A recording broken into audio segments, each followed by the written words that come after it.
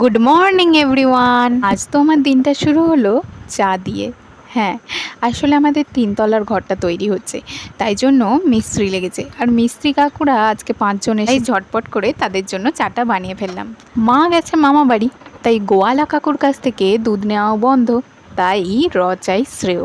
এরপর আর কি, ঝটাপট চাগুলোকে ঢেলে নিলাম, তারপর বিস্কুট সহযোগে সবাইকে সার্ভ করে দিলাম। আরে বিস্কুটের ভিডিওটা দেখতে পাবে না, আমি তো করতেই ভুলে গেছি। যাই হোক, চাটা দিয়ে আসার পর এদিকে দেখো বাসনগুলো যেইগুলো ধুয়ে নিয়েছিলাম সেগুলোকে উল্টিয়ে রেখে দিচ্ছি জল ঝরে যাওয়ার জন্য।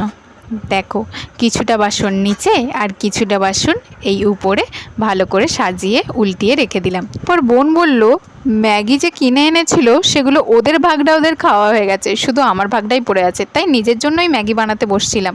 তারপর ভাবলাম না না, আগে ভাতটা বসিয়ে ফটাফট জল দিয়ে চালটাকে ধুয়ে নিয়ে হাঁড়িতে ঢেলে দিলাম।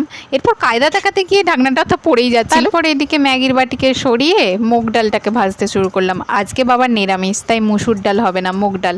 আর মুগ ডাল করবার সময় বলে আগে ডালটাকে ভালো করে ভেজে নিয়ে তারপরে ভাতে দিতে হয়, তো সেই অনুযায়ী করলাম। আর তারপর বেগুনগুলোকে গরম তেলে ভাজতে দিয়ে দিলাম, দিয়ে ঢাকা দিয়ে দিলাম।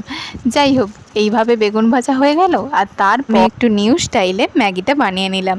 এই ম্যাগির ভিডিও আলাদা কোর্সে ছাড়া আছে, আমি লিঙ্কটা ডেসক্রিপশানে দিয়ে দিচ্ছি, তোমরা চাইলে দেখে আসতে পারো। আরও একটা নিউ রেসিপি বানিয়েছি, সেটা অলরেডি শর্টসে ছাড়া আছে, তোমরা এটা যারা দেখেছো তারা বুঝতেই পারছো এটা কি ছিল, আর যারা দেখোনি তাদের জন্য ডেসক্রিপশানে লিঙ্কটা অ্যাড করে দিচ্ছি, তোমরা চাইলে দেখে আসতে পারো। এইভাবেই তো আজকে তৈরি হয়ে গেল চিলি সোয়া।